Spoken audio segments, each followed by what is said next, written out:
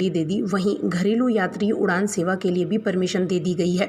सरकार के फैसले के मुताबिक 25 मई से हवाई यात्रा की शुरुआत की जाएगी। सरकार ने एक बड़ा कदम इस दिशा में यह उठाया है कि हवाई यात्रा के किरायों पर लगाम लगाई गई है।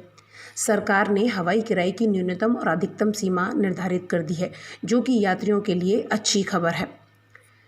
इसके साथ ही यात्रियों को भी कई प्रकार के नियमों का पालन करना होगा। सरकार ने यात्रियों के लिए भी दिशा निर्देश जारी किए हैं, जिसमें हवाई अड्डे पर चेक इन की व्यवस्था का न होना भी शामिल है। नागर विमानन मंत्री हरदीप सिंह पुरी ने कहा कि हवाई यात्रा के किरायों की सीमा को यात्रा के समय के आधार पर 7 भागों में बांटा गया है। यह किराया अगले 3 महीने यानी 24 अगस्त तक लागू रहेगा। इससे विमानन कंपनियां अपनी मर्जी से किराए को नहीं बढ़ा पाएंगी और यात्रियों को कम किराए पर यात्रा की सुविधा मिल सकेगी। सरकार के निर्देशों के मुताबिक विमानन कंपनियों को 40% यात्रा टिकटों को औसत दर पर बेचना अनिवार्य होगा। यह किराया करीब 6700 रुपये होगा।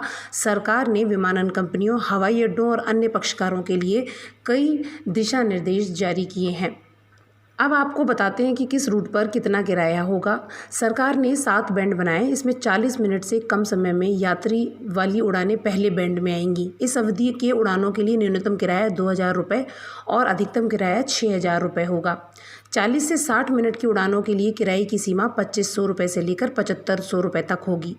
60 से 90 मिनट की उड़ानों के लिए किराए की सीमा 3000 रुपये से लेकर 9000 रुपये तक होगी। 90 से 120 मिनट की उड़ानों के लिए किराए की सीमा 3500 रुपये से लेकर 10,000 रुपये तक होगी। वहीं 120 से 150 मिनट की उड़ानों के लिए किराए की सीमा 4500 रुपये से लेकर 13,000 रुपये तक होगी। 150 से 180 मिनट की उड़ान अगर है तो किराए की सीमा 5500 रुपये से लेकर 15,700 रुपये तक होगी। वहीं 180 से 280 मिनट की उड़ानों के लिए किराया 6500 रुपये से लेकर 18,600 रुपये तक होगा। ये तो रही किराए की बात। अब जो यात्रियों के लिए दिशा निर्देश जारी किए गए हैं वो भी हम आपको बता देते हैं।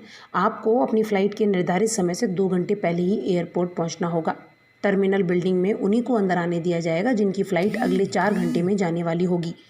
सभी यात्रियों को मास्क और ग्लव्स पहनने होंगे। यात्रियों को सैनिटाइज़र बोतल भी अपने साथ रखनी होगी। साथ ही यात्रियों के मोबाइल फ़ोन में आरोग्य सेतु ऐप का होना भी ज़रूरी है।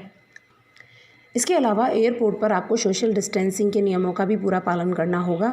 एयरपोर्ट पर कोई फिजिकल चेकिंग नहीं होगी। सिर्फ ऑनलाइन चेक इन करने वाले यात्रियों को ही फ़्लाइट की अनुमति मिलेगी। सिर्फ एक ही चेक इन बैग और एक ही केबिन बैग की अनुमति दी जाएगी। बोर्डिंग पास आपको तभी मिल पाएगा जब आप अपने बारे में कोरोना वायरस से हर जुड़ी जानकारी देंगे कि कहीं कंटेनमेंट जोन से तो आप नहीं आए हैं, कहीं आप क्वारंटीन में तो नहीं थे, कहीं आप कोरोना पॉजिटिव तो नहीं पाए गए थे। यात्रियों के लिए हवाई अड्डा टर्मिनल इमारत में प्रवेश करने से पहले थर्मल जांच क्षेत्र से गुजरना अनिवार्य होगा।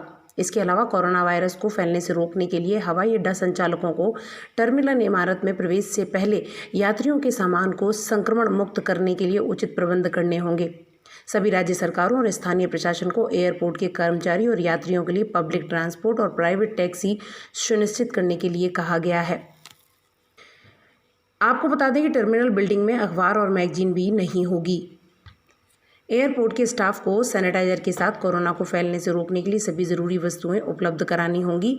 यात्रियों के बैठने की व्यवस्था सोशल डिस्टेंसिंग को ध्यान में रखते हुए की जाएगी। अगर किसी यात्री की तबीयत खराब होती है या कोरोना का कोई लक्षण दिखाई देता है तो क्रू मेंबर को इसके लिए सूचित किया जाएगा। नागरिक उड्डयन मंत्रालय ने स्थिति साफ की है कि यात्री फिजिकल चेक इन नहीं कर पाएंगे। जो पहले से वेब चेक इन करके आएंगे उन्हें एयरपोर्ट पर एंट्री मिलेगी।